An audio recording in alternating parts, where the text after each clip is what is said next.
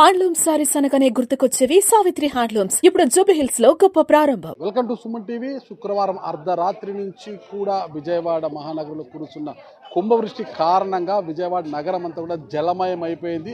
మొత్తం కూడా 3 రోజులు కురిసిన వర్షపాతముతో మొత్తం ఏరియాలో అంతా కూడా ప్రస్తుతం మనం సింగునగర్ వద్ద ఉన్నాము. సింగునగర్ కాలనీలో మనం తీసుకుంటే గిన ఈ వరద ఉధృతి కంటే బుడమేరు వాగంతా కూడా పొంగి పొర్లి మొత్తం కూడా ఈ కాలనీ అంతా కూడా జలమయం అయిపోయింది. చూడొచ్చు అక్కడ మా ఇంటి వాళ్ళు కూడా శారదా నిలయం అనేది ఉంది, ఆ నిలయం కావచ్చు, దాని పక్కన కార్లు, బైకులు అన్నీ కూడా మొత్తం కూడా నీటిలోనే చిక్కుకుపోయాయి. మొత్తం అపార్ట్మెంట్లు కావచ్చు, ఇల్లు కావచ్చు, మొత్తం కూడా అక్కడ చూడొచ్చు. పై ప్రాంతంలో తీసుకుంటే అక్కడ జనం అంతా కూడా పైకి వెళ్ళేసి మొత్తం ఇల్లు దిగువ ప్రాంతంలో మొత్తం కూడా ఇల్లు నీట మునిగిపోవడంతో మొత్తం కూడా జనం అంతా మిద్దపైకి ఎక్కేసి తన ప్రాణాలను కాపాడుకుంటారు. అయితే వారికి ఎలాంటి సహాయ సహకారాలు అందించాలన్నా కూడా చాలా ఇబ్బందికర పరిస్థితుల్లో నిన్నటి రోజు చంద్రబాబు నాయుడు గారు, రాష్ట్ర ముఖ్యమంత్రి చంద్రబాబు నాయుడు గారు మొత్తం మీద ఈ ప్రాంతంలో ఉంటున్న బోటు సహాయంతో ఇంటింటికి వెళ్ళి ప్రజలకు ధైర్య సాహసాలు అయితే చెప్పడం జరిగింది. మొత్తం మీద తీసుకుంటే ఈ పరిస్థితి ఇక్కడంతా కూడా చక్కబడాలన్నా కూడా, సరిదిద్దుకోవాలన్నా కూడా మరో 2 రోజుల పాటు వరుణుడు శాంతించి ఎండ వస్తే తప్పితే కూడా ఈ పరిస్థితి అంతా కూడా సాధారణ పరిస్థితికి వచ్చే అవకాశం లేదు. మొత్తం కూడా మోకాలతో పైకి నీళ్లు ఇక్కడ చేరుకొని ఉన్నాయి. ఈ నీళ్ళన్నీ కూడా వాగులోకి వెళ్ళాలా, బయటికి వెళ్ళాలి అన్నా కూడా ఈ 2 రోజుల పాటు మళ్ళీ మరో 2 రోజుల పాటు కూడా వర్షాలు కురవకుండా ఎండ వస్తే తప్పితే కూడా నీటి ఉధృతి తగ్గి ఈ ప్రాంతం అంతా కూడా సాధారణ స్థితికి వచ్చే పరిస్థితి కనిపించడం. మొత్తం కూడా నీళ్ళల్లో అన్ని నీళ్లు చేరిపోయాయి కదా. వీటన్నిటిని కూడా ఎప్పటికీ రాష్ట్ర ప్రభుత్వం ఎప్పటికప్పటికీ కూడా ఇక్కడ ప్రజలను సంరక్షించడానికి ఇక్కడ నుంచి సురక్షిత ప్రాంతాలకు తరలిస్తున్నా మరికొంతమందిని ఏమి చేయలేని పరిస్థితులు వాళ్ళు ఇళ్లపైకి వెళ్ళి ఇలా ఇప్పటికే ఎన్డీఆర్ఎఫ్ బృందాలు కూడా ఈ ప్రాంతానికి చేరుకున్నాయి. బుడమేరు వాగు వల్ల ఈ ప్రాంతం అంతా కూడా మొత్తం కూడా నీటిమయం అయిపోయింది. ఇక్కడే చాలా కాలనీ వాసులు, యువకులు కూడా ఇక్కడ ఉన్నారు. వాళ్ళ కాలనీ నీళ్ళల్లో ఎలాంటి ఆహారపు సరఫరా కావచ్చు, నీటి ప్యాకెట్లు, పాల ప్యాకెట్లు సరఫరా ఎలాంటి జరగకపోవడంతో మొత్తం కూడా ఇక్కడికి సింగునగర్లోకి చేరుకున్నారు యువకులంతా కూడా. అసలు ఏంటి పరిస్థితి అనే వివరాలు కూడా యువకులతో అడిగి తెలుసుకుంటాం. మీ పేరు బ్రదర్? సార్ నా పేరు ఇస్మాయిల్ సార్. ఇస్మాయిల్, చెప్పండి ఏంటి పరిస్థితి? మీరంతా ఈ కాలనీ వాసులు ఎక్కడి నుంచి వచ్చారు ఇక్కడికి? సార్ నేను నందమూరి నగర్ వాస్తవ్యం అండి.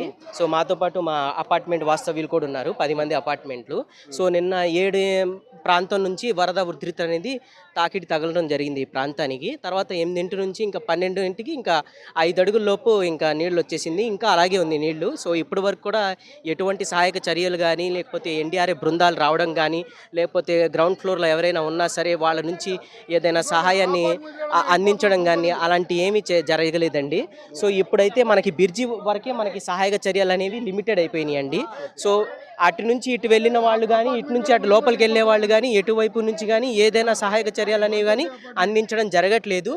ఆఖరికి గర్భిణీ స్త్రీలు కానీ, ముసలోళ్ళు కానీ, లేకపోతే వయసు మళ్ళీ వాళ్ళకి వైద్యం అవసరమైన వాళ్ళు కానీ, గర్భిణీ స్త్రీలకు కానీ ఎటువంటివైనా వైద్య సహాయం కావాలా అని చెప్పేసి ఎటువంటి ప్రభుత్వ అధికారి కానీ, ఎటువంటి ప్రభుత్వ యంత్రాంగం కానీ ఎటువైపు నుంచి కానీ మేం కాదు అంటున్నారు. వాళ్ళే వరదకి భయపడితే ప్రజలు చిక్కుకున్న వాళ్ళు ఎలాగుంటుంది వాళ్ళ పరిస్థితి చెప్పండి మీరు.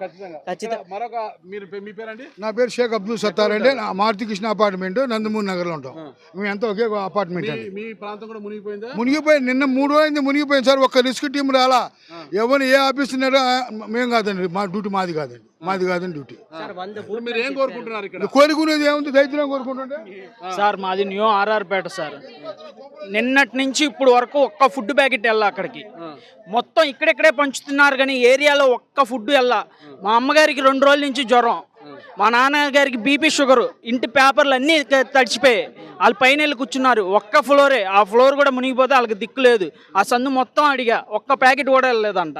ఇక్కడెక్కడే పంచుతున్నారు. పడవలు తీయమంటే ఎవరు తీయట్లా. ఇక్కడెక్కడే తిరుగుతున్నారు. ఆ గంగాలమ్మ గుడి అదే తిరుగుతున్నారు. ఆ కండ్రిక అటువైపు ఎవరు వెళ్ళట్లేదు.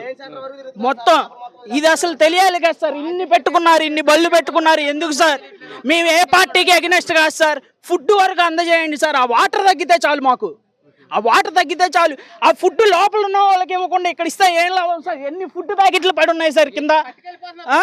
ఎన్ని అందవలసిన వాళ్ళకి అందట్లేదు. ఒక్కొక్కరు 2-3 తీసుకెళ్తున్నారు. ఆకలిగా ఉన్న వాళ్ళు తీసుకెళ్ళినా పర్లేదు సార్. లోపల ఉన్న వాళ్ళకి కూడా వెళ్ళాలిగా. తీసుకుంటున్నారు సార్. ఆయన మంచిగానే తీసుకుంటున్నారు కానీ ముందు ఈ అధికారం లోపలికి వెళ్ళాలి కదా సార్. ఇక్కడ తిరిగితే ఏం లాభం సార్? రావట్లేదు సార్. ఉన్నత స్థాయి సమీక్షల కన్నా క్షేత్ర స్థాయిలో గ్రౌండ్ రిపోర్ట్ అడుక్కున్నాడు లేరు ఇక్కడ. అందరూ కావాలంటే 40 రూపాయల ప్యాకెట్ 50 రూపాయలకి పడవ మీద చంపాలండి. ప్లాట్లో వాటర్ బాటిల్ 20 రూపాయలు 100 రూపాయలు అమ్ముకోవాలి ప్లాట్లలోని. ఎవడు వద్దంటలేదు, తీసుకురావాలి కదా, ఖాళీ తిరుగుతారు అంతే అందరూ. సప్లై అయితే మధ్యలోకి రావట్లేదు. ఇదైతే పార్టీలకి దీనికి అసలు సంబంధం లేదు. సప్లై అనేది మధ్యలో రావట్లేదు. ఈ రిస్కీ టీం కూడా ఓన్లీ మెయిన్ రోడ్ మీద తిరుగుతున్నారు తప్ప తిరుగుతుంది సార్. ఆ లోపల మాత్రం వెళ్ళట్లా. లోపలికి ఒక్క ఫుడ్ ప్యాకెట్ రాష్ట్ర ముఖ్యమంత్రి చంద్రబాబు నాయుడు గారు ఎన్ని చర్యలు తీసుకున్న అధికార యంత్రాంగం మాత్రము బాధితులను రక్షించడానికి పెద్దగా చర్యలు తీసుకోవడం లేదు.